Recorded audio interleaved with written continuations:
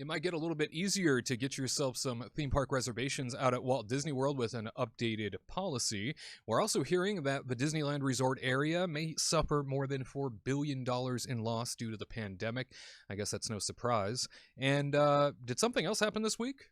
Are we about to celebrate something pretty spectacular? I think we are, but Disneyland Resort theme parks have officially reopened. It's May 1st, 2021. All is right with the world, and Kingdom Report Live starts right now. To all who come to this happy place,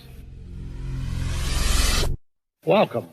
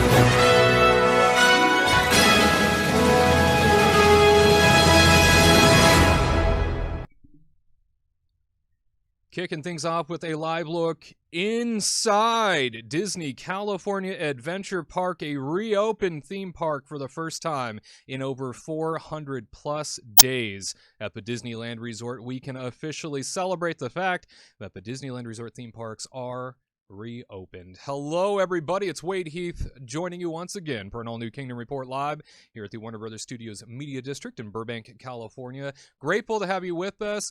No matter where you are watching this, no matter where you are listening to this show, if you could do us a favor, make sure you give it a big thumbs up, hit that like button, and ensure that you are rating and reviewing the broadcast. We always appreciate the feedback and letting us know what we can do better. Or if you like what you hear and see, leave that in the comments as well.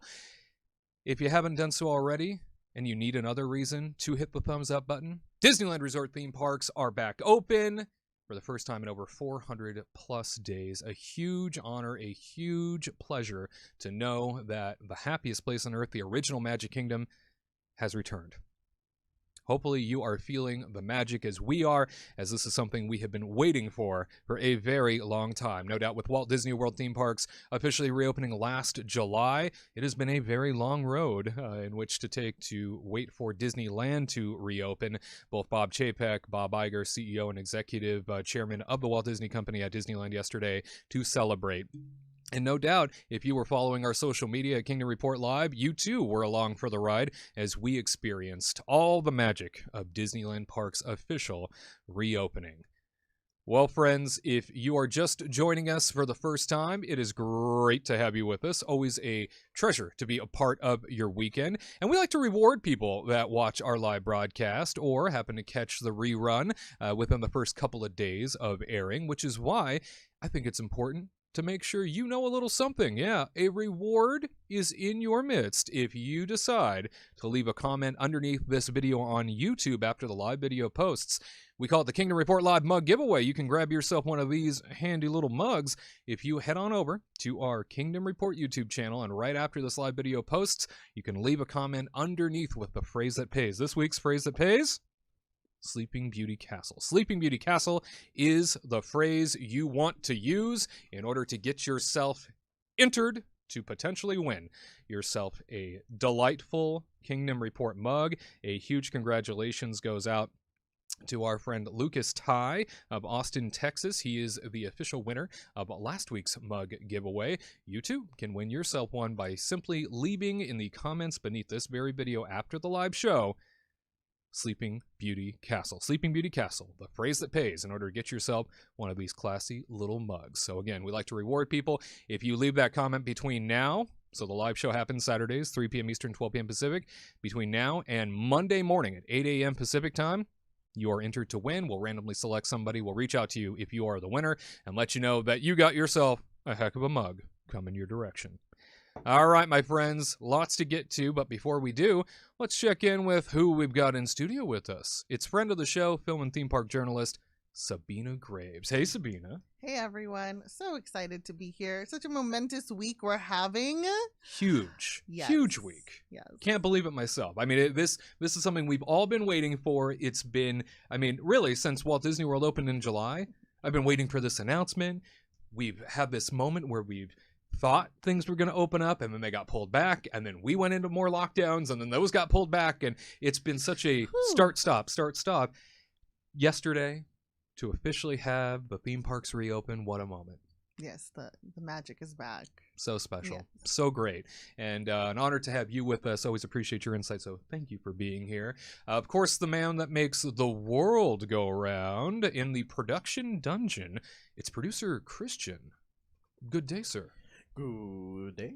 Look at you. Happy Hey, Saturday. Christian. Hey. It is a happy Saturday. Wow. And tell me something. Ooh, When ooh, it comes to trading pins, you tend to usually have one with you in which to share. Is there one that you want to share with us this week? Yes, what's Of course. this week's pin? Of course. This week's pin. I went back to my collection when I first went to Disneyland, considering that, the reopening and whatnot. And since, I'm a Jack and Sally Nightmare Before Christmas fan, Yeah, you are. I decided to get the older Nightmare Before Christmas Jack and Sally pin. Oh, check that limited out. edition. There's never, we always have a focus problem with your pins. My goodness. Oh, look at that.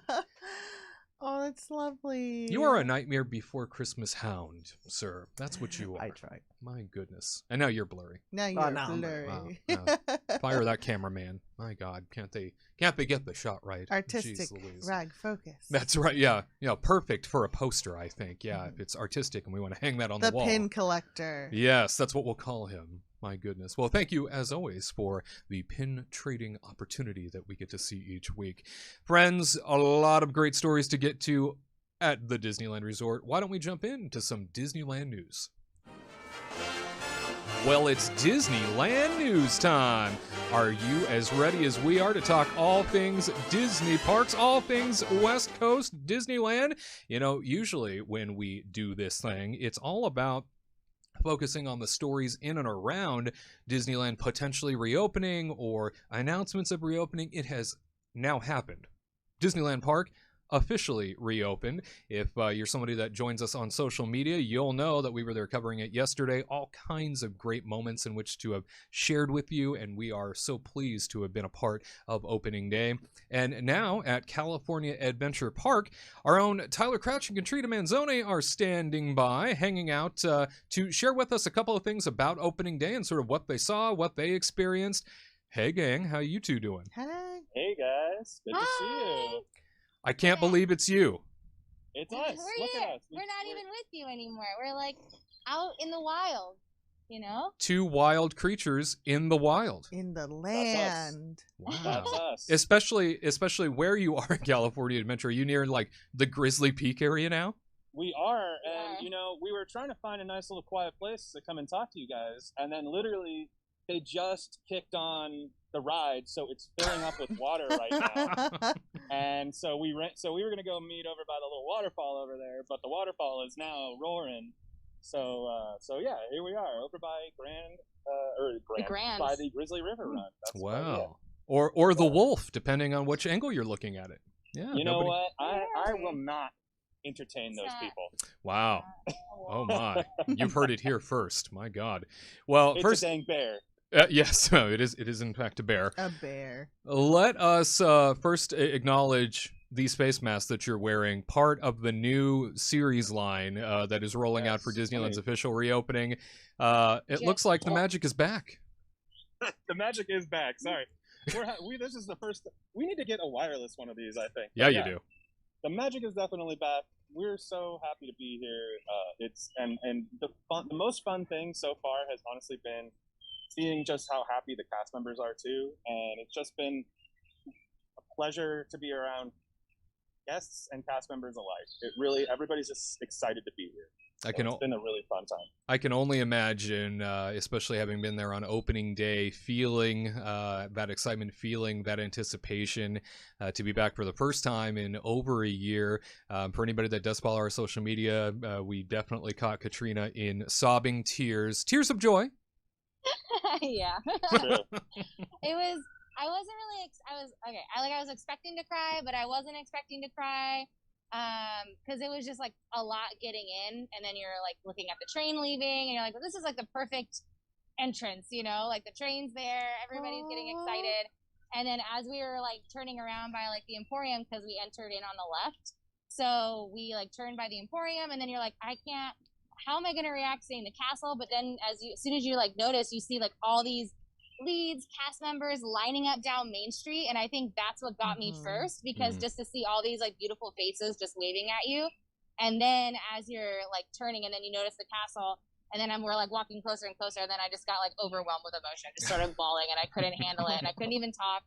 I was trying to like say something as I was walking to see the castle, but I was like sobbing. I was a sobbing mess. But other than that, it was just, I think like seeing the cast members and the cast members seeing me cry, and then they started getting tearing up. Then I started tearing up even more, seeing them tear up. It was just a huge thing. But it was great to say welcome back to them too, because some of their reactions were so genuine and like catching them off guard, because they're so used to like saying welcome back to you. Yeah. And then when you actually say welcome back to them, they were just like, oh yes, thank you.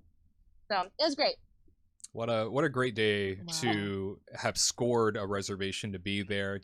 I mean, so many people were excited to be a part of this 25% capacity that was being allowed to be there on opening day, you know, for Disneyland and California Adventure to reopen, and to know that you guys were able to score the reservation to be there, experience that all firsthand. We understand that both Bob Iger and Bob Chapek were there, experiencing all the Bobs. Double the Bobs, double the fun. Yes. That's what we like to say. Unless All the Bobs. Yeah, both Bobs. Yeah, one's bald, one's not. Go Bobs. That's what we like. A lot of alliteration here. But tell me, when it comes to the things that you have seen so far, immediate changes that you noticed from arrival to your park day, what sort of things did you come across that are notable?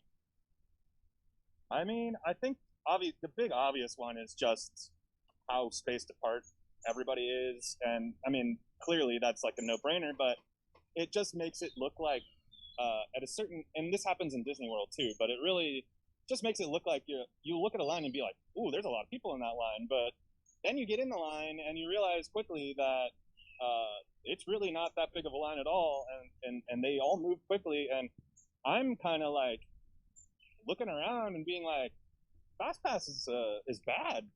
Like, FastPass just seems like it really slows everything down, and maybe it's time to not have that anymore. But that's kind of the number one thing I've noticed is just how everybody is just following the rules, spreading apart, but that also makes it look more crowded than it actually is. So I don't know. It's been just a very interesting experience coming back and seeing that for the most part, I feel like they are handling it in a very similar way that they did at Disney World. Wow. I would agree with that. Yeah. Any big changes you noticed, Katrina? Anything out of the ordinary, like specific to Disneyland that might be a little different? No. I'm like trying to rack my brain about it, and I guess the lines are like the only thing that's like really different. I mean, the queue to get into Rise of the Resistance was actually different, way different, which I loved. So I guess I'll call that. They brought us in through their like kind of side line where it would have been for like Fast Pass. Like it's where like I think like disability and Fast Pass would be, and so that's how they cut it. If you wanna to get into it, they cut out Ray's scene. So no Ray talking. That's how they were able to cut down like the length. Yeah. And then honestly, walking in, because you see like the queue, and you're like, and it's all outside. You're like, oh man, if it's outside and there's a queue inside, this is gonna be a long wait. But honestly, it didn't really take that long. We got inside, then they took us that other route, and boom, we were there. We were already getting captured by the first order, and I was like, oh, we didn't even have a moment. Yeah. It was actually kind of neat in a way, because we did you felt like you were like rushing in. They were like, come on, the plane's taking off, we gotta go, and we were like, oh gosh, let's go, we're going. So keep it moving. Yeah. We continue to hear that everything just looks and feels so pristine. Is that the case? I mean, at least from images and things that you guys were sharing yesterday, it sure looked like everything was just extra polished. Yeah, no, definitely extra polished. Right? Beautiful. I think that they have been spending a lot of time kind of touching things up here and there. I mean, for those that don't know, on a regular basis, basically every single night when Disneyland used to close, you know, a bunch of little workers would come out and start, you know, making everything look beautiful. And obviously with the whole 14 months of closure, they had a lot of time to work on certain things. And you're looking at the carousel right now, and that was one of those things that they definitely spent a lot of time on. The whole thing has been refurbished. It looks beautiful. The tarp on top is brand new, and it really is just gorgeous being in Fantasyland right now, and especially with the new paint job on Snow White's Enchanted Wish as well. So it really feels a lot more vibrant and colorful over in Fantasyland, especially, and I think that it goes out and spreads throughout the park as well. So it's been lovely to be back. We honestly feel like we've missed it so much, and it's been so long, but then we also feel like we haven't left at all. It's just like another day. So. A place that feels like home, that's for sure. And yeah, everything just popping and looking so beautiful and pristine. And, you know, certainly a lot of the cast members that work within the park environments, I know, were just as excited to get the guests back into the parks and to be able to do what they do best, and that of course is make their magic. Anything else worth noting from around your park experience yesterday? It did look like around 1 p.m. I think Tyler, you posted something at around 1 p.m. a lot of things started to change. That's definitely true. So basically the rules for park hopping right now are, if you get that park hopper ticket and the capacity is all right, which I don't think it's ever been bad. You know, even in Disney World, I don't think they've ever stopped anybody from park hopping at this point. But at 1 p.m. they let you go over to the other park, right? So we were in Main Street around 1 p.m. and you could definitely tell there was a lot of people from California Adventure coming into the park. And not only could you tell that on Main Street, but then there was a line like Indiana Jones, I believe, was around 20 minutes. And then we went and got a little bit of food and came back to Indiana Jones at around 1:30, and then it was like 45 minutes. So that was our mistake. Yeah, that was a mistake. So be prepared. Like, I feel like the best time to go on some of the bigger rides is later in the day, but before 1, right? So so go, you know, around noon or something. You want to go on the important stuff like Snow White or Indiana Jones, because that's when the lines kind of seem the shortest for those kind of attractions that everybody wants to do.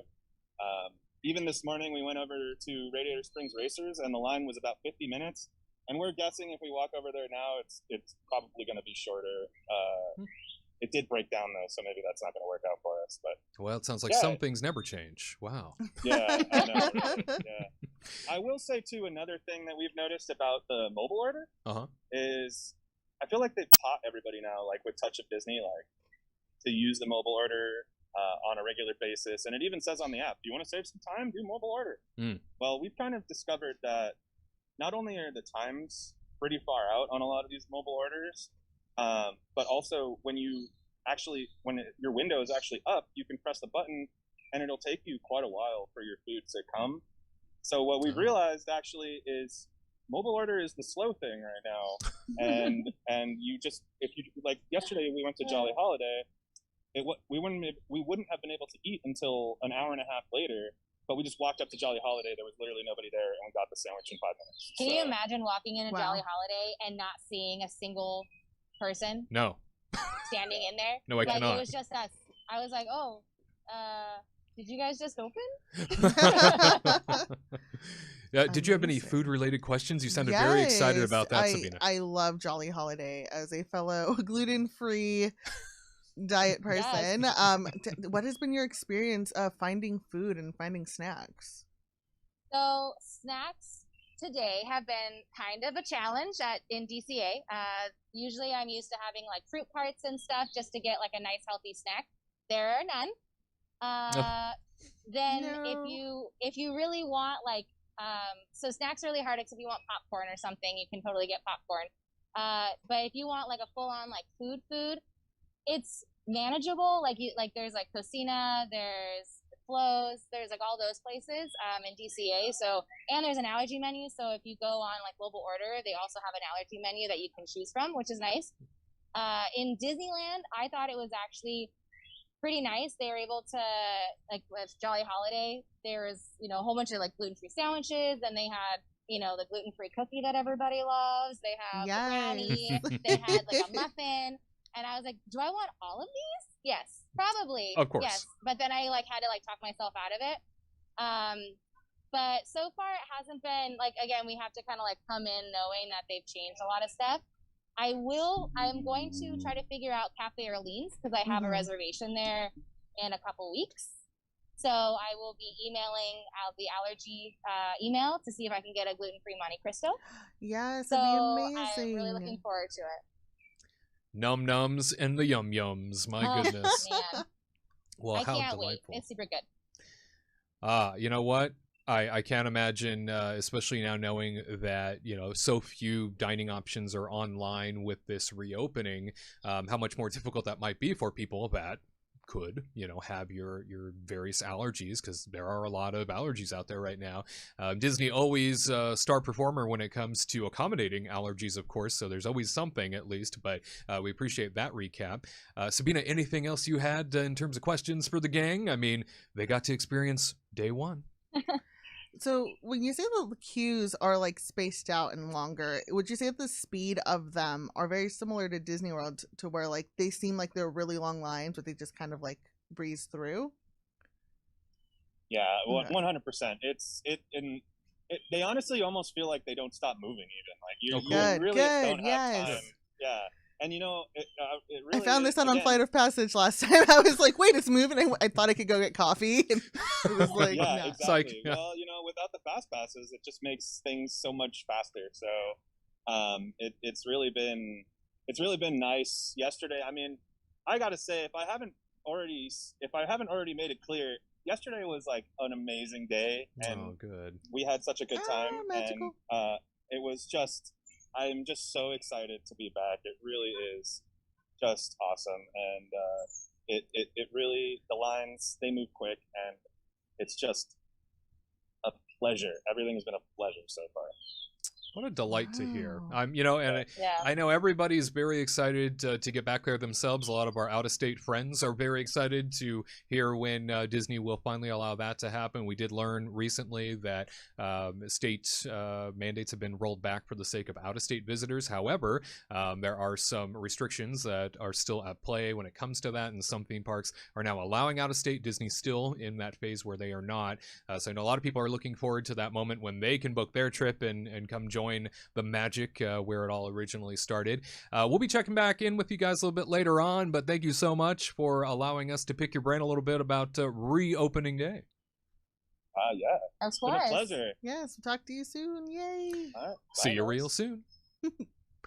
Now, from the good news, we do transition to a little bit of the unfortunate news, and that is the analyst estimation of what the Disneyland Resort will have lost during this whole pandemic period, and it is a heck of a number. Unfortunately, it turns out that the Disneyland Resort does face a $4 billion revenue loss as a result of the 13-month pandemic closure of the Disney theme parks and hotels at the Anaheim tourist destination, according to the Orange County Register.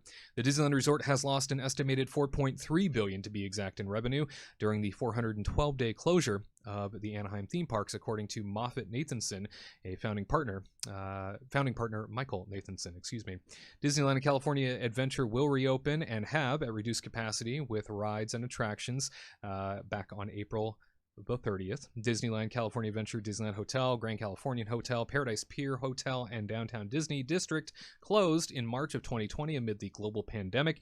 Disneyland and the 3 hotels remained shuttered throughout the pandemic closure. The Downtown Disney Outdoor Shopping Mall reopened back in July. California Adventure returned for a Touch of Disney Food Festival in March, and the Disneyland Resort generated an estimated $3.8 billion in revenue back in 2019 before everything came tumbling down.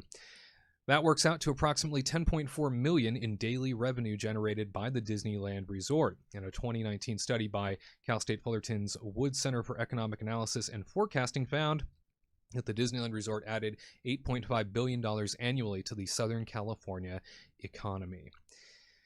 This is something where, we were talking a lot this past year about how hard this has been on the region, Southern California in general. Tourism has virtually stopped in the state of California up until now.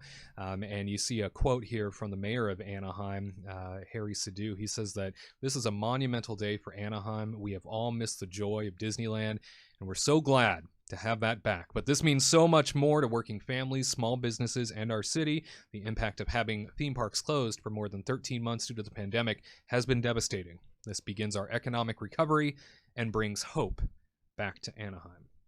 I know that Mayor Sidhu was standing on the rooftop, literally, of a hotel near the theme parks here a couple months back, just pleading for help, saying that this whole area has been ravaged. This whole area has been just destroyed. The whole resort district has been destroyed.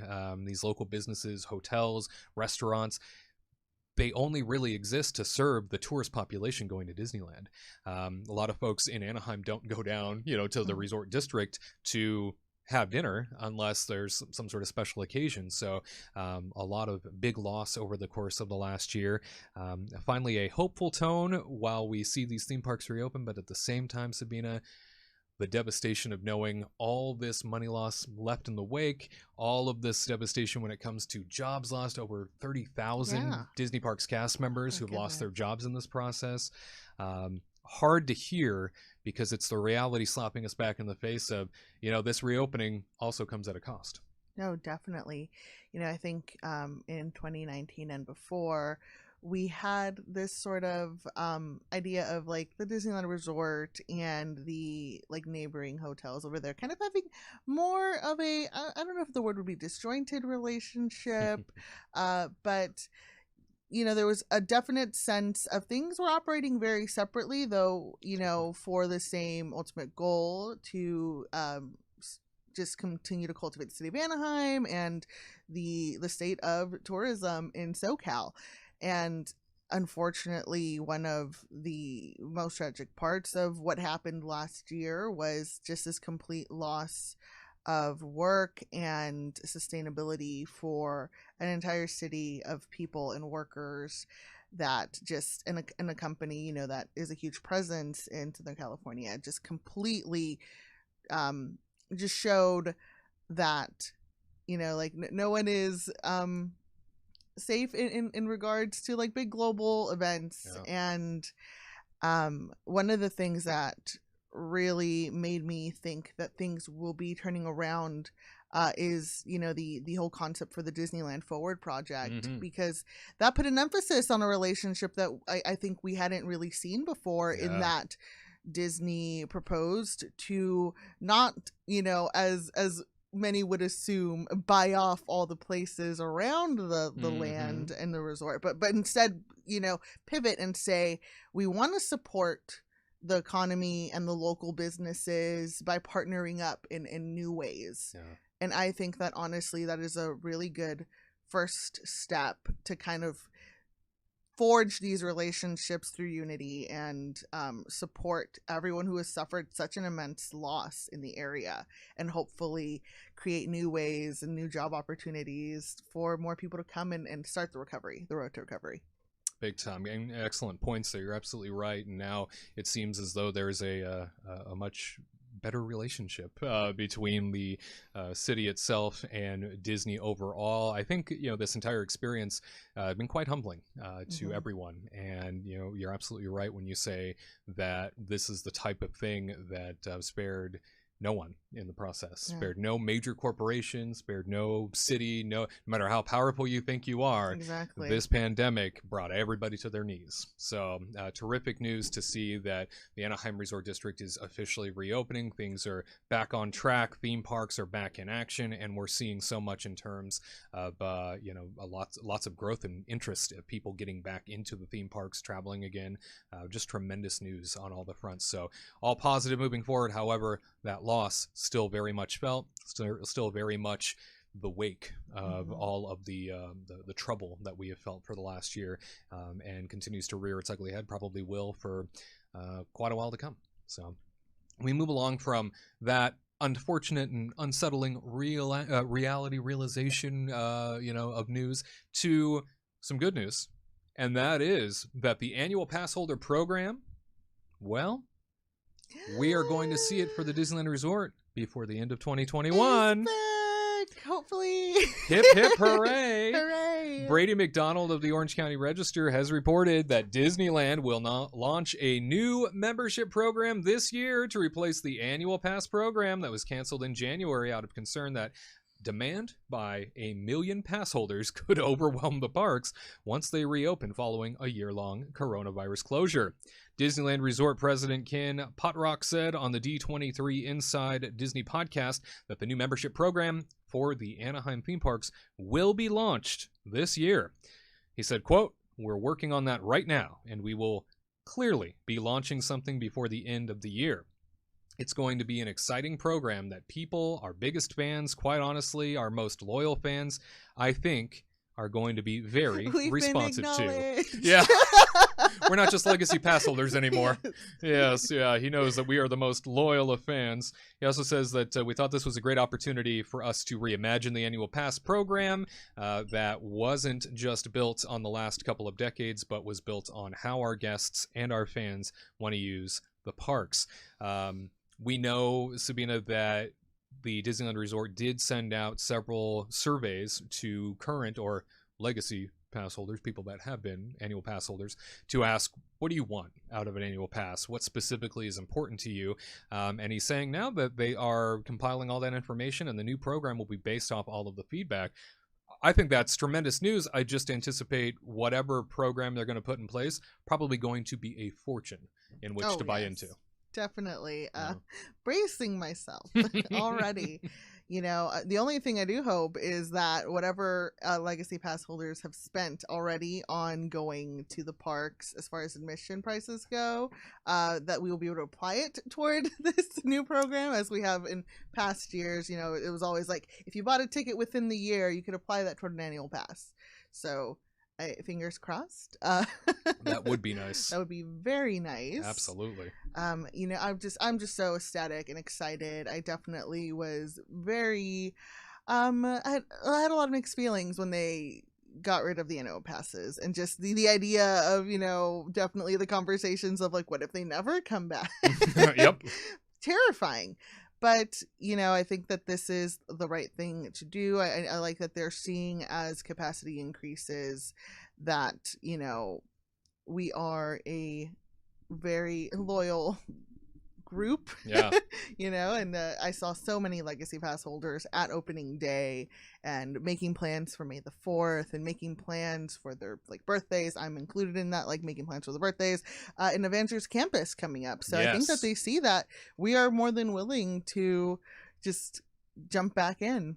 Absolutely, yeah. 50%. It's estimated that more than 50% of daily attendance came from annual pass holders, and as somebody who has worked at Disneyland and has been a part of that experience for well over a decade, I can tell you that the majority of the people that I ever saw in the parks were people I saw repeatedly, hanging out every day, just enjoying themselves, and you knew they were annual pass holders because you got to know them like community members. They were in your neighborhood every day. So they definitely are a big piece of the capacity puzzle, and we know that with what we've seen from the reservation process, theme park reservations for Disneyland and California Adventure, we've now witnessed that on several occasions, not all of the daily tickets are absorbed, not all of the daily tickets are taken, and therefore there's room, there's capacity. So, they didn't get gobbled up. Tyler made the statement here, I think about a week ago,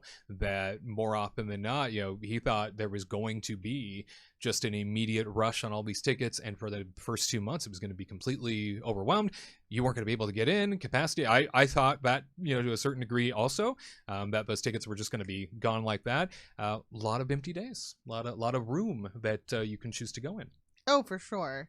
Yes, I was looking at the calendar yesterday, and just even past this weekend, there's availability at California Adventure, Yeah. which makes me wonder, is there availability to park hop from California Adventure to the Disneyland Resort in the evening? Yeah. You know? So I wonder how they like calculate that part of it, where it's like we have these park hoppers set aside, and just those options. We assume this group will move at this time, and Yes, we assume yes. that these people will be here, and all of that. So fantastic, to say the least, that an annual pass holder program is on its way.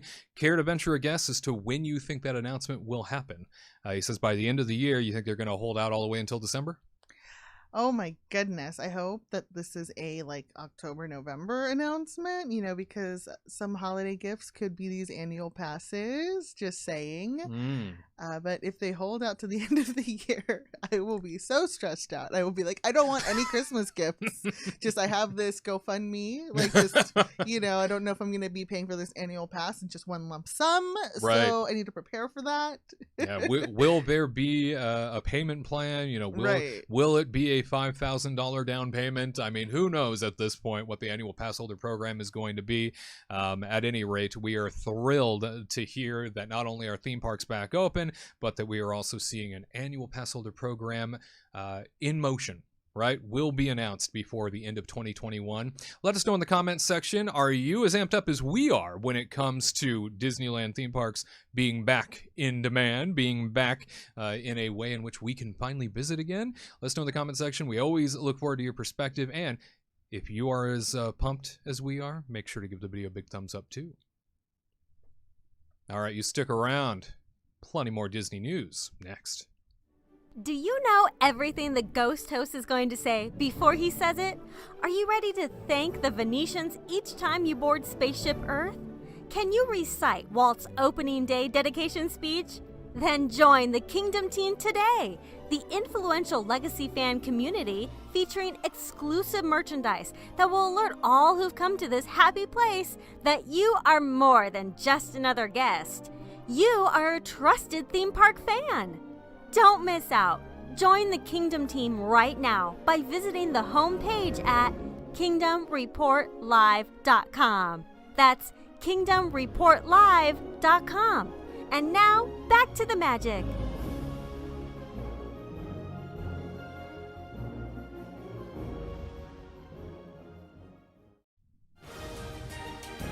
Well, heck yes, it's Gared on the Go time. Walt Disney World reporter Gared Hassel hanging out somewhere in Orlando. Where are you at today, mister? I am at Orlando International Airport, right outside the Disney store. You can see behind me, they have their giant mega screen. So I'm in all the parks today. I'm at whatever park I want to be in. Right there, you got some Dumbo the elephant right there. Whoa. Yeah, just give it a couple seconds and I'll be in another park. So right now, Magic Kingdom. Would you look at that? I'm now at Epcot. How about that? Hey, Mickey. Yeah, exactly. Yeah, Mickey got big. He got big real fast. He's been eating his spinach for sure. So Remy has been cooking for him. Yeah. And then, look at that. I'm now in Batu. I am now in Galaxy's Edge. My gosh. No, I'm filming this way, guys. You guys come. Guests are ducking in front of me, thinking I'm filming the fountain. Oh, how kind. How generous. But yeah, for those of you wondering if we're live, yes, we are. Oh, This take a is look at that. Live show. I do not fake any of this. I'm actually at the airport. I'm not flying anywhere. I just wanted to, show how dedicated to this game that I actually am. No Disney place is off limits. Escapable for me. Exactly off limits. I'll find it. And Dumbo's back again. You're at a place where so many millions of visitors to Walt Disney World need to pass through in order to get to the theme parks themselves. I would imagine that you're there for probably a particular reason, especially if you're in front of a Disney store. Is there something we should know about the airport? What is happening? Yes, you should. So, MCO is a very popular airport. Millions come here, like you said, Wade. And very soon, in the nearby future, there's going to be a new Disney store coming to MCO, but it will be coming for the airport terminal expansion called Terminal C. Hey-o. So, in addition to this main one that you have, not only can you get your magic here right before you either land or right before you take off, you can get it at Terminal C. And along with that, at Terminal C, you can also check out a new SeaWorld, Universal store, Wine Bar George, which is also a restaurant that is in Disney Springs. Yes, So, a wine it's bar, exciting George. it's exciting to hear that there's more Disney locations, especially at MCO, which is sort of neutral ground in Orlando, where just about everything is. But yeah, that new terminal is coming along slowly but surely, and within the next few months to even years, it will come online, and then guests can have another place to enter and exit Orlando to get to their magical destination, wherever that is.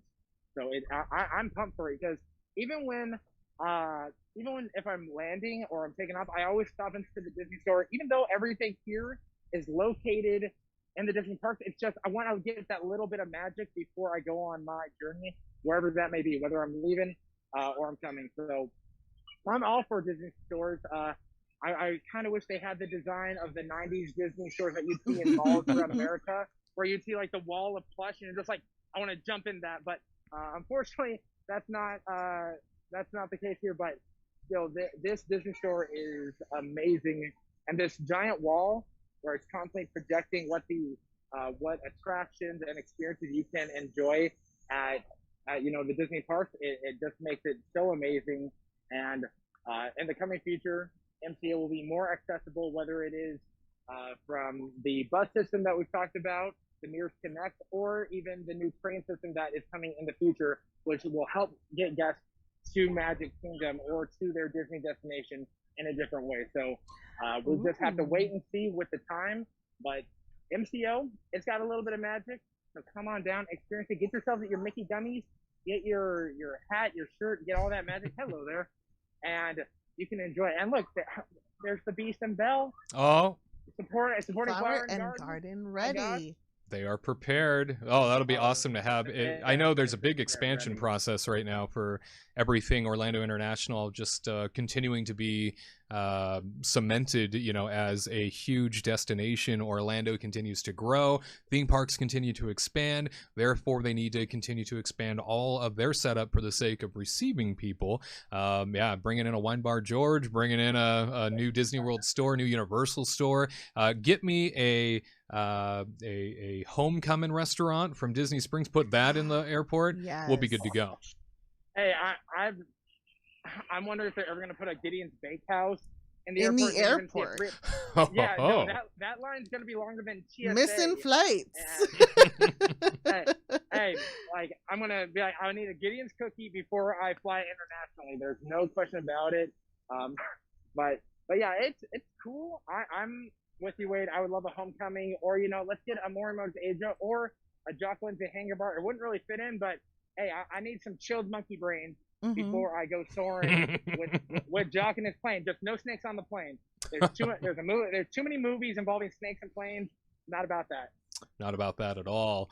Well, hey, we also hear that there's some movement when it comes to the state of Florida, counties in particular, that are moving away from the mask mandates and definitely relaxing things across several counties. We seem to talk about this almost every week now. It seems like more and more keeps happening, and I'm sure we'll continue to be talking about it as long as we continue to see more vaccination rates, and more things continue to increase, and all the good numbers keep happening. Tell us a little bit about what's going on. I understand that the CDC has changed some things, and then Disney Parks is going to keep some of those things the same. Is that right? Yeah, you're right, Wade. So every week we do seem to talk about a different CDC rule, guideline, like change or update. And for this next one, it's about the outdoor mask guideline. So the CDC says that if you are fully vaccinated, you do not need to wear a mask if you are in a small group setting, or if you're walking, running, working out, or doing some sort of activity alone and it's outside. However, if you're inside or in an area where COVID-19 is at a high risk, they do say keep that mask on. And we relate this to Disney because Disney was one of the first places to be like, you're wearing a mask, you're social distancing. They enforced their own rules before the state of Florida or even Orange County here in Orlando enforced anything. So going forward, Disney is not changing anything. Even if you are fully vaccinated, Disney is still saying keep that mask on in our parks. They have gotten a little looser on their rules and guidelines, such as, you can now take photos. Socially distanced maskless pictures, which we've seen in the parks and have we see it now on social media.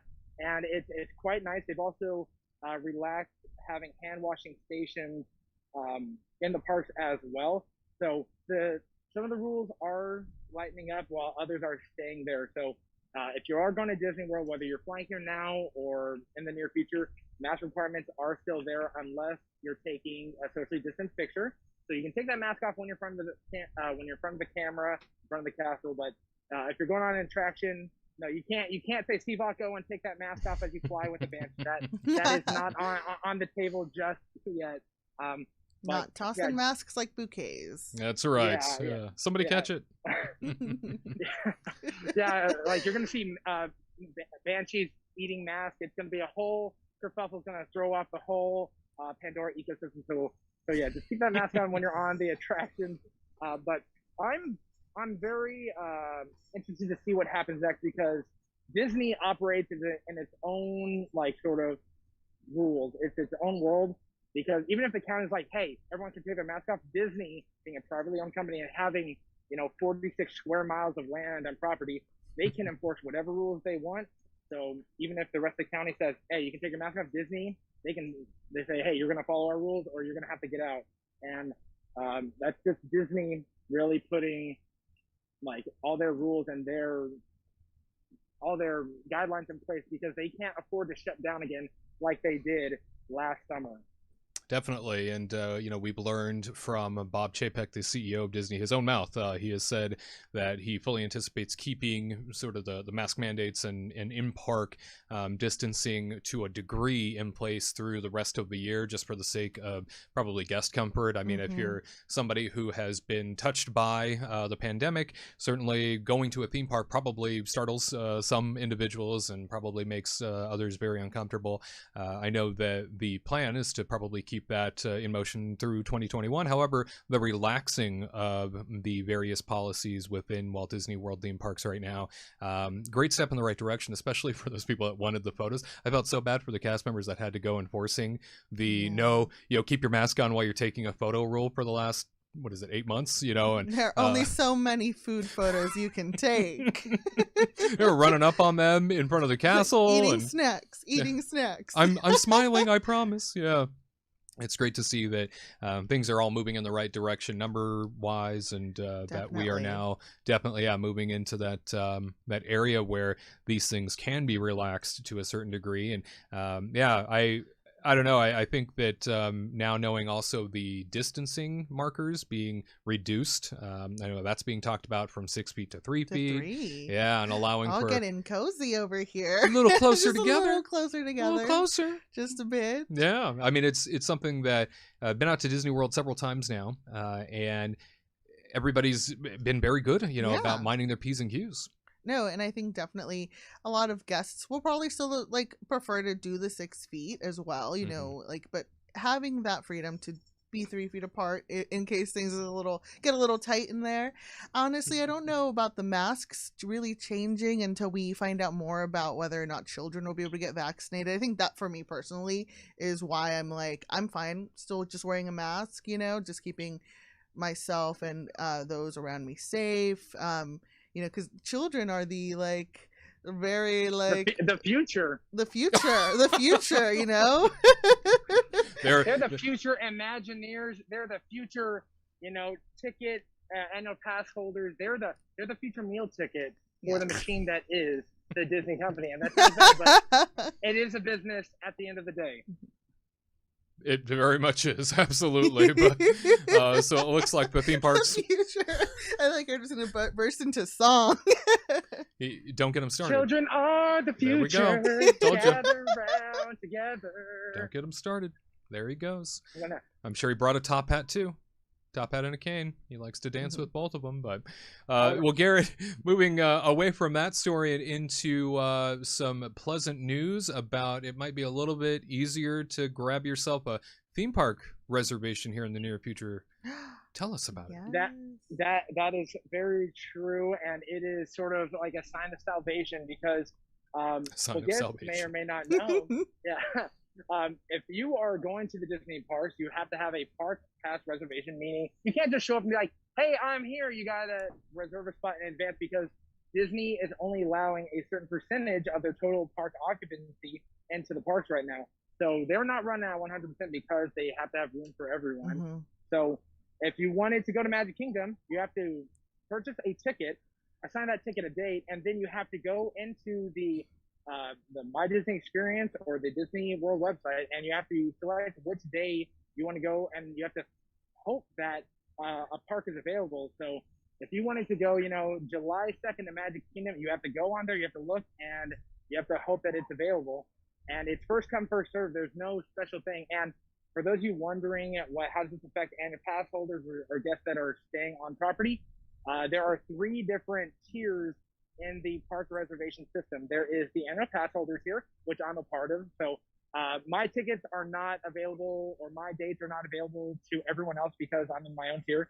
But if you're staying on Disney property, you have your own little section. And then if you're a general day, like you're just coming from Coco or you're coming up from Miami, that's in there. So what's been going on is guests have been purchasing tickets, and then the ticket has a date assigned to it, and then they'll make a reservation on another date, but then they never go to it, which is essentially robbing or taking away the opportunity for another guest to make a reservation. So Disney says, no. The date and the reservation of the ticket have to line up. They cannot be off. If they are not, we will give you a 48-hour notice saying, hey, you need to change this, or they'll be canceling it for you. So, for example, I bought my ticket, and I bought it for, June 2nd, but I'm going no, I want it for October 8th. Like, if they are not connected like that, they will not work out. It will be removed, and thus more tickets are available for the general public. So I think this is phenomenal on Disney's part, because you have so many people reserving spots, and then that's just a spot gone. That could have easily gotten in 18, 20 plus more people, or even hundreds more people, depending on how busy it is. And especially in a time like the summer where guests might cancel or not cancel, and they're just like, oh, whatever. This is, again, making more spots available. They can then show up and, enjoy their day. Because my cousin, for example, he's out here in Florida, and he keeps looking. He's like, there's no spots. And it's because either people already have them booked, or they book them and then they forget they booked them, and then they just go to the side. So if you're coming out to Disney World, there's a better chance of you getting into that park, experiencing that magic, and enjoying everything that coincides with that. So come on down to Disney World. There's a lot higher chance. I even looked a few days ago. The calendar was all grayed out or yellowed out, but then the next day, boom, I saw green, like all 4 parks were available. Wow. And it was an amazing sight to see. I'm like, oh, great, no one. And then boom, you can now get into Hollywood Studios, which is the most sought after park, because everyone wants to get on that thing behind me. Just kidding. They do not want. What about Mickey Mickey and Rise of the Minnie's? Resistance. Well, they want Mickey and Minnie too, but people want Rise of the Resistance more. I think Mickey and Minnie, everyone loves them, but Star Wars, that's what the kiddos are into nowadays. Yeah, they are. It'll be great to have more park pass reservation availability, especially as they ramp up capacity. Disney World seems to be very much in demand. Definitely seems to be a place where people are taking those vacations because they feel safer now. And so more people, when I was out there for spring break time, I definitely noticed a huge uptick in just more people feeling comfortable being there. So, huge difference when it comes to being out there in the homestead of all things most magical place on earth, Walt Disney World style. Well, Gared, thank you so much for bringing us the headlines from Orlando International. So appreciate you being there. Go fly somewhere. Yes. Paris sounds nice. Probably Paris, Texas. Can't really get into Paris, France. I can't get into Disneyland, so I might just hang out here, and maybe I can do like Mary Poppins, where they jump into the chalkboard. Maybe I can jump into that board and go to those parks. You'll hear about it on the Orlando news this evening, probably. Through the looking glass. There goes our Gared. Well, thank you, buddy. You let us know. You're looking forward to having yourself some additional theme park reservation room. Are you looking forward to having yourself a little bit more in terms of Walt Disney World breathability and getting that park that you want? Leave it in the comment section down below. And if you haven't done so already, give this video and topic a big old thumbs up. We do appreciate it. Hey, I think it's time for the Disney List. Disney List time, talking about all things Disney parks from coast to coast, all things that we like, some things we might be critical of. This week, the Disney List is all about what sort of elements make for your perfect Disneyland day. We do have a wonderful team here with us. Sabina Graves, friend of the show, film and theme park journalist. We also have Tyler and Katrina out at Disneyland Resort and Gared Hassel at the Orlando International Airport. All here to share with us the various things that make their Disneyland day so special. We're going to jump out to Tyler and Katrina first and ask them specifically what elements, and now that they have been to Disneyland's reopening day, I should say, what elements make their perfect Disneyland day. Katrina, let's start with you. What's on your list? Okay. All right. So the few things that make my day so much cooler is actually cooler weather. I know it sounds really silly, but it really helps when you have like a decent weather where you can like bundle up and not die of heat, and you just need Gatorade over Gatorade, because yesterday at Disneyland was pretty toasty. It was very hot. We're not used to it yet. That's true. My second one, I have some sunburn. I know, we definitely bring sunscreen now. The weather is heating up, people. Cover up. So then my next one would be, honestly, right now was actually yesterday was a really great day because of low park attendance and there was no fast passes really. So it actually really made us enjoy and really love the rides.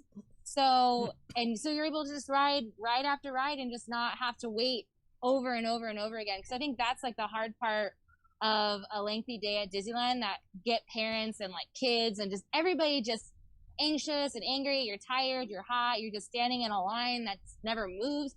So yesterday was actually like a beautiful day. We were just like moving nonstop in lines, getting rides done, boom, boom, boom. And then last and certainly not least, if I was able to eat a limited amount of calories in a day, I would just eat all over Disneyland. Yeah. I would get my Monte Cristo, I would get popcorn, and then just keep eating, there's like so many great places. Eat a cookie at Jolly Holiday, what have you, ribs, the floats over at Tropical Hideaway, just all day, just eating, riding rides, and then you're just bundled up with the cool weather, so you have no chances of sunburn or anything. That would just be like the best day ever. So perfect. Eat it up. Heck yeah. Very good. Tyler, what about you? Your favorite, most needed elements for a perfect Disneyland day?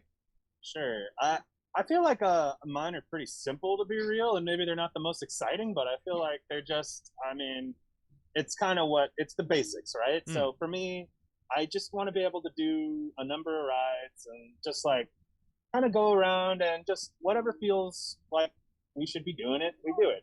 I'm not necessarily the guy that likes to plan everything, so I kind of like the idea of just walking in and being like, hey, that line looks pretty short. Let's go do that. So I think that's a lot of fun. And even though earlier in the show I was talking about how Fast Pass should be gone, if they're going to bring it back, I feel like Max Pass is actually something that I'm going to require on a really fun Disneyland day, just because, again, getting to the front of those lines easily and not having to go to the Fast Pass machines and just doing it directly on your phone, it has saved so much time for us in the past. So that's definitely, when they finally bring Fast Pass back, which we know they will, I'm going to have to go with Max Pass.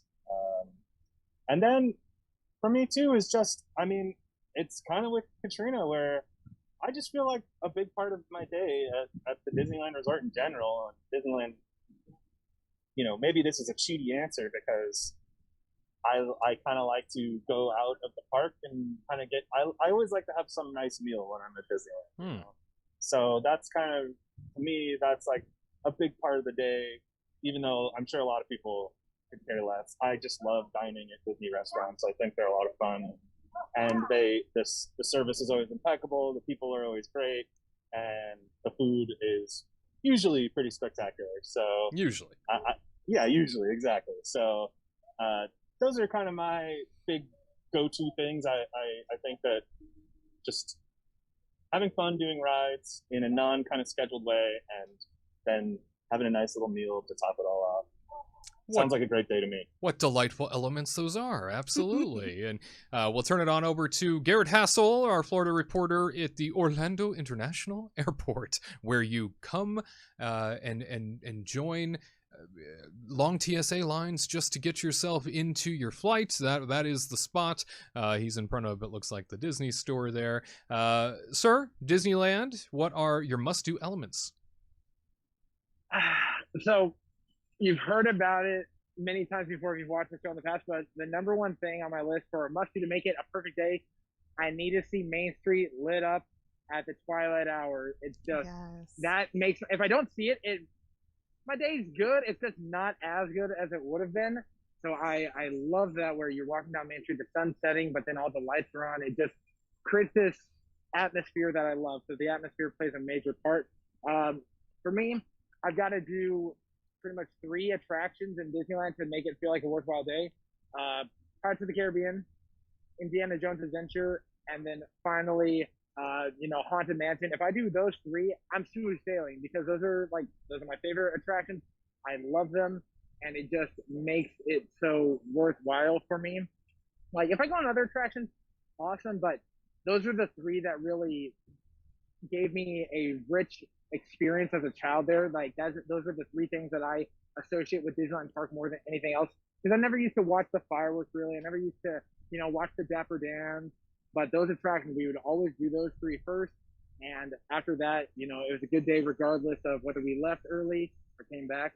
And then probably the third element or the third thing that to make my Disney Park day just so worthwhile is just, I love the different sounds and smells. The atmosphere really takes it in because I don't get to go to Disneyland all that often, and it has a different feel than Magic Kingdom does or Walt Disney World. So when you're walking down Main Street, you smell the vanilla and you hear all the different sounds.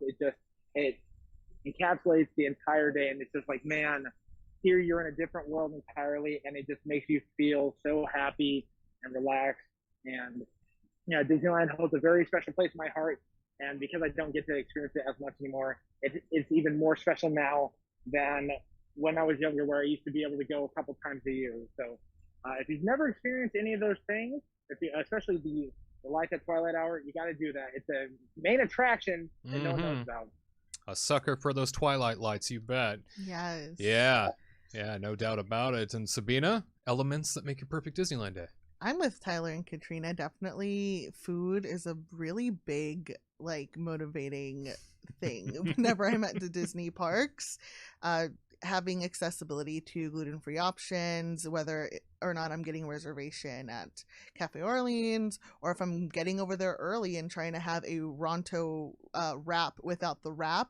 I call it my Ronto Scramble. Oh, there you go. Which isn't available right now, and I'm like, why? Wrapless Ronto? Wrapless Ronto with the eggs. That's such a huge thing, honestly.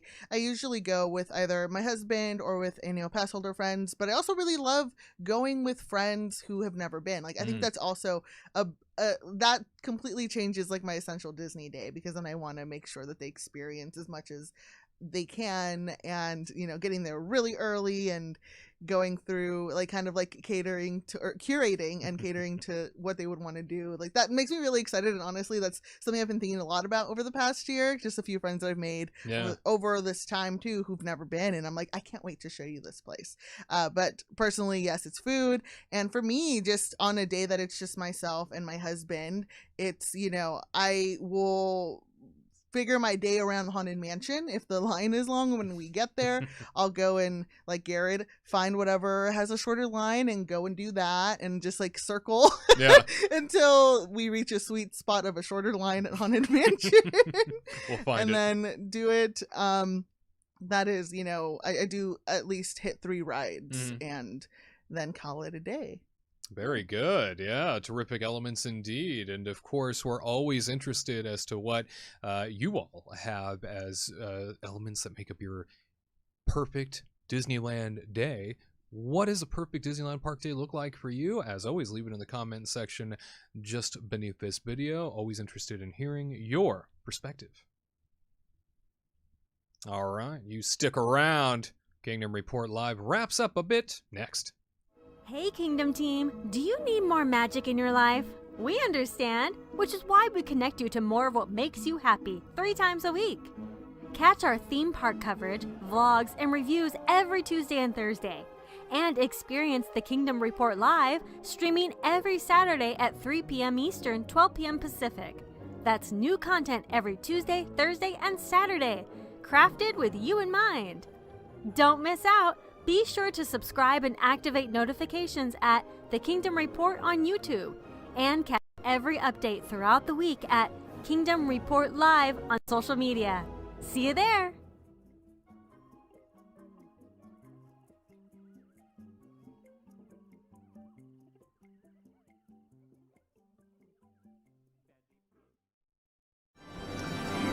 Kingdom team, all call time questions and answers. That is what this segment is all about. You can deliver your own questions to us by heading on over to kingdomreportlive.com, filling out the questionnaire form there. You'll see the button right away, or you can always leave it underneath this very video, and we will do our best to feature you in a future segment as soon as we can. This week, question comes to us from Big Thunder Brenda.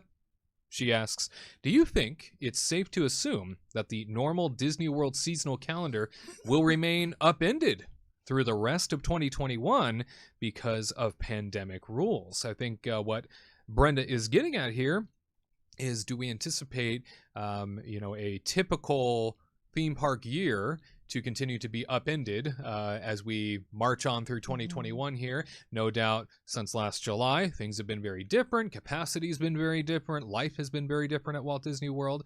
I would imagine that she's wondering if we would encourage her to plan a trip, maybe like at Christmas time or something like that. That's when I read this question, that's what I get out of this. Will the pandemic rules keep things unique for the sake of taking a trip during otherwise very busy times? Sabina, what do you think? I think we are in a moment where things could change very quickly. And as we discussed with Gared earlier, how now capacity is changing, how reservations are becoming more available. There is definitely, I would say, like an enthusiasm to be able to give us as many offerings as we've come to know and love, and just definitely depends on the state of the guidelines during that time. I honestly, there's things like fireworks and live shows that we often discuss are things we're excited to get back to, and I think definitely they're playing it by ear in that regard, and then also just adapting accordingly and giving things more than just like an immediate change, and giving things a lot of thought, which makes me really excited. I don't know what the end of the year will look like. I know that at least here in California, we're thinking a complete reopen on June 15th. Summer could be a really big variable. I think in Orlando as well, as they reach that 50% herd immunity. So I think, let's just have our fingers crossed that we get good news in the summer about what the rest of the year can look like. A lot can change very quickly, very fluid, as we like to say here every week, because it does seem that every time we take a break from doing this broadcast, big things tend to happen. Yes. We've noticed. So, lots can still occur. And I think, Brenda, with your question about, do you think it's safe to book for the rest of 2021 and you won't necessarily see the same types of normal crowds that you would any other time? I'm already noticing a big comfort level coming back for the sake of people visiting a place like Disney World. I noticed it during my spring break trip, just so many more individuals that are back in the theme park atmosphere, and many days that we're seeing where theme park capacity is selling out in terms of what they have available. So I don't necessarily think that it's going to be upended for very much longer. I think that we are seeing those signs of normalcy come back. And, Sabina, you're absolutely right. As more items like your fireworks and your shows come back online, Festival of the Lion King happening at Animal Kingdom, in just a couple weeks, as a matter of fact, from the time we do this, lots is returning. You know, a lot is still coming on board. Therefore, you should probably consider all of that. Things are changing rapidly. I don't imagine if you're trying to like plan a trip for Christmas time, which again is how I'm reading this question. If you're planning a trip for like say the holidays, I would think, especially by that point, based on what we're already seeing, you can definitely anticipate it's going to probably be back to much more normalcy than you could imagine. And the holidays we already saw for Walt Disney World this past year, there were so many things in the country that were still closed during the holidays. Most people went to Florida. Most people went to Walt Disney World because there was so little to do anywhere else. But right now we will jump out to Gared Hassel, our Florida reporter, who is standing by at the one place where everybody seems to filter through to get to the Disney World theme parks. Buddy, what do you think when it comes to a question like this? You think things are going to remain upended through 2021 because of the pandemic, or is now the time to book? It's a tough question, and it all comes down to like first comfortability. As you said, Wade, as time has gone by, the parks have only filled up more and more guests are comfortable being here. I think that for the rest of 2021, there will still be pandemic guidelines going on, but as we've discussed on the show, the Festival of the Lion King is coming back, meaning more normalcy will be coming back. Fireworks, I'm sure fireworks will come back in some degree, or more live action shows such as Fantasmic will come back, and that makes me optimistic for the future. It means that guests will be able to enjoy more of what they've come to experience. And a place like Orlando International, 2 months ago, this place was a ghost town. Now there are 30-minute lines to get through security. So guests are coming out here because they feel safe, they feel comfortable, and they want that piece of magic, whether it's Disney World, Universal, or SeaWorld, or whatever else Central Florida has to offer. So to answer the question, come on out, and they will be upended a little bit, but not like how when the park first reopened and how strict everything was. Until Disney gives the okay that everything's back to normal, things are going to be a little not the normal situation. So you have to take that in mind. But if you want to book it for Christmas this year, you'll be able to experience it. You'll be able to see the lights on the castle. You'll be able to see fake snow going down Main Street, because that was here in 2020, winter of 2020. So for winter 2021, you can definitely come out and experience that Christmas celebration or that holiday celebration that they have here without any worries. You'll still be able to get the different aspects of the calendar year, whether it's Halloween, the 50th anniversary coming up, or Christmas. So come on out, enjoy it, as long as you feel safe. And as time goes by, more rules will come out, and we just have to adapt to those and reevaluate everything. But for myself, come on out. It's a lot of fun. Even with the mask mandate going on, there's still so much magic to enjoy for you and your loved ones. And I'd be happy to see you if you come out here. Very good. Yeah, no, it's definitely an environment that's changing quick, and waiting to hear if Halloween parties will commence again this year. Oh, very, very optimistic for that. Yeah. I mean, I don't know if it'll be the same, but hopefully it'll be back in some capacity. I know we've all been waiting with anticipation, all pumped up for Halloween parties to return to Walt Disney World. And I believe, if I recall correctly, I mean, it's usually late spring when they make those announcements for the Halloween parties. So no doubt they'll wait probably longer just for the sake of knowing what they're working with. But usually it's late spring when they make those announcements for people to be able to plan. But Brenda, we hope that this answered your question. It's something where we're all kind of translating on our own kind of what you mean. It looks like you definitely are pointing to whether or not it's comfortable to take a trip during the rest of 2021, and if you are going to get those reduced capacity crowds, if you're going to get that unique experience that is being offered right now and not necessarily going to be jam-packed crazy like it usually is.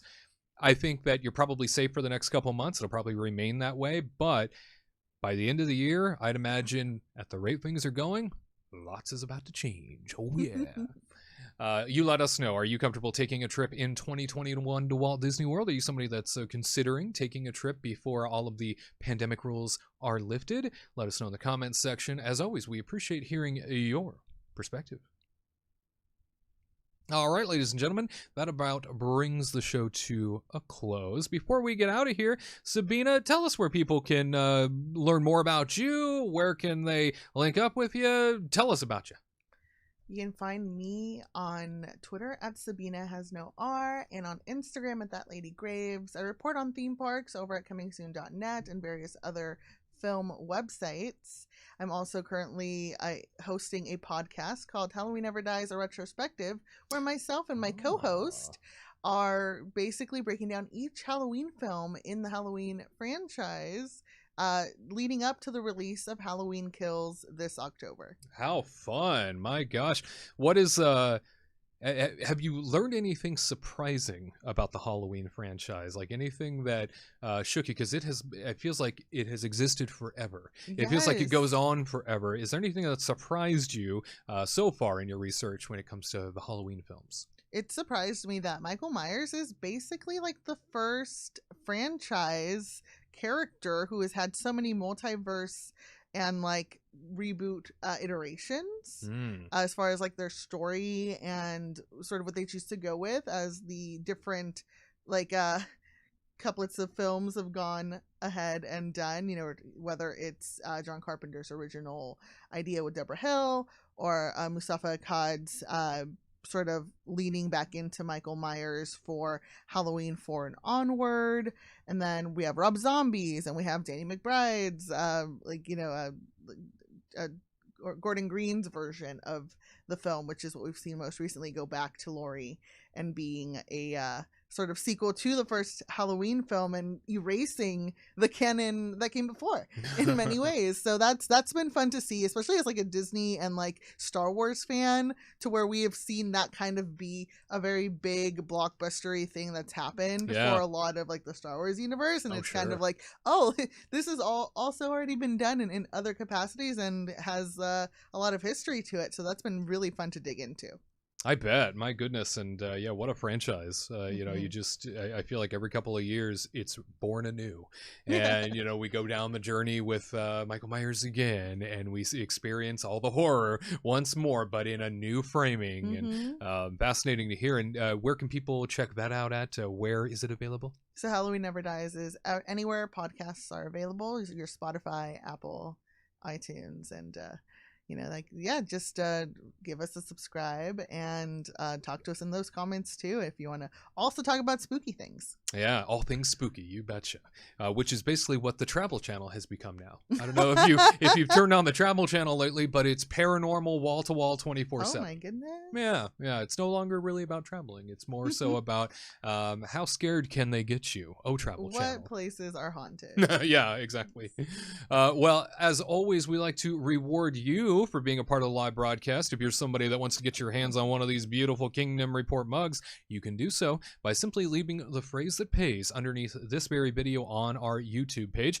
It is the phrase that pays, Sleeping Beauty Castle. Sleeping Beauty Castle is the phrase you want to put underneath this video. You have between now and 8 a.m. Pacific time on Monday in which to enter. We will randomly select somebody to win themselves a Kingdom Report mug. We'll reach out to you and let you know that you are the winner, and you yourself will choose what color you want. We'll get a mug to you right away. As always, you deserve to be rewarded if you're watching a broadcast like this. Yeah, if you lasted this long, you deserve to be rewarded. Yeah, if you stuck through everything Gared had to share, you definitely deserve to be rewarded.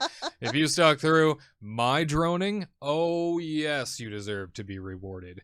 But as always, we appreciate you taking the time to be a part of our live show or watching on demand shortly after. It means so much to us.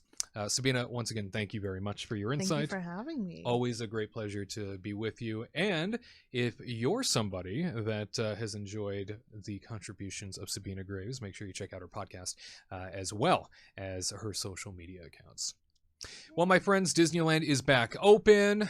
Walt Disney World theme parks are open. Domestically, things are getting so much better in terms of the theme park atmosphere. Life is returning to a semblance of normalcy, and boy, does it feel good. Let us know in the comments section how excited you are to have Disneyland theme parks back, and when you plan on making a trip as soon as you can, if you're outside the state of California, when you plan on making your trip back to the West Coast. All right, my friends.